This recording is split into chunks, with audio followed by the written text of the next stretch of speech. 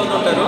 ఫ్రెండ్షిప్లో చాలా సినిమాలు వచ్చినాయి, కానీ బలగం సినిమా తెలంగాణలో ఎలాగైతే మైలురాయి నిలిచిపోయిందో ఈ కమిటీ కుర్రోళ్ళు కూడా అలాగే నిలిచిపోతుంది మన తెలుగు సాంప్రదాయాలకి. అది కూడా ఇంకా ఫ్రెండ్షిప్ గురించి మాట్లాడాలంటే ఒక 11 క్యారెక్టర్లు ఉంటాయి ఫ్రెండ్స్. 11 క్యారెక్టర్లు కూడా ఒక్కొక్క క్యారెక్టర్ ఒక్కొక్క మైలురాయి అండి. సో అంటే డైరెక్టరు అంటే మా ఊరి నుంచి వచ్చినట్టున్నాడు, మాది రాజమండ్రి. ఏడ్రాయి అమ్మ డైరెక్టర్ బాబు నువ్వు చాలా గొప్ప తీసావా నువ్వు, ప్రతి విషయం కూడా ప్రతి కరెక్ట్గా చూపించావు చెప్పాలంటే. ఈ కథను ఎంచుకున్న మన కొణిదెల నిహారిక గారు సో చాలా మంచి కథ ఎంచుకున్నారు, మంచి సినిమా చేశారు. నిజంగా లేట్ అయినా లేటెస్ట్గా వచ్చినట్టు అనిపించింది.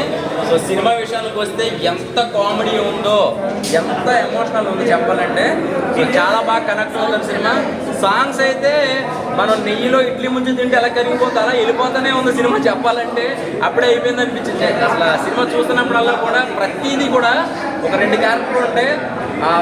సుబ్బు క్యారెక్టర్ ఒకటి ఉంటుంది, అలాగా ప్రతి ఒక్క ఫ్రెండ్స్లో ఒక పెద్దోడు ఒకటి ఉంటాడు. సో ఇందులో పెద్దోడి క్యారెక్టర్ అయితే మాత్రం పీక్స్. నిజంగా ఆయన చేసిన యాక్టింగ్ అయితే మాత్రం నిజంగా అసలు ఎంత ఎమోషనల్ అయిపోయి మేము చూసినప్పుడు. అలాగే సుబ్బు క్యారెక్టర్ సీరియస్, ప్రతి ఫ్రెండ్లో ఒక దోల్నా కొడుకుంటాడు, ఆ దోల్నా కొడుకు సుబ్బు అనమాట చెప్పాలంటే.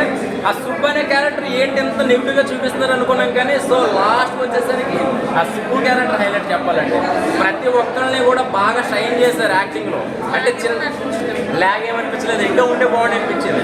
ఇది డైరెక్టర్ గారు ఎలా చూపించారంటే అంటే ఫస్ట్ నుంచి పిట్లి కింద చిన్నప్పుడు కథ చెప్తూ ఉంటూ అలాగంటే జనాలకి బోర్ కొట్టకుండా చూపించారు చెప్పాలంటే. చిన్నపిల్లలు అయితే మాత్రం చాలా షైన్ చేశారు యాక్టింగ్ విషయంలో. అందరూ కూడా ఒక మధుర జ్ఞాపకం. అసలు ఇది ఈ కమిటీ కుర్రోళ్ళని కాదు, చిన్ననాటి మధుర జ్ఞాపకం పెట్టుకుంటే బాగుంటుంది అనిపించింది అనమాట. ఎందుకంటే ఇది ఒక మైలురాయి నిలిచిపోతుంది. సో చాలా బాగా ఎంజాయ్ చేస్తారు. ఇది రానున్న రోజుల్లో ఒక గొప్ప విజయం సాధిస్తుంది చెప్పాలంటే. అసలు ఈ సినిమా హాల్లో అయితే మాత్రం ఇదే మామూలు అంటే స్పెడ్ అయిపోతుంది. ఇప్పుడు చిన్నప్పటికే ప్రతి విషయం సినిమా చూసినప్పుడు ముందుకు తెచ్చుకోవాలంటే ఈ మధ్యలో ఇలాంటి సినిమా రాలేదు.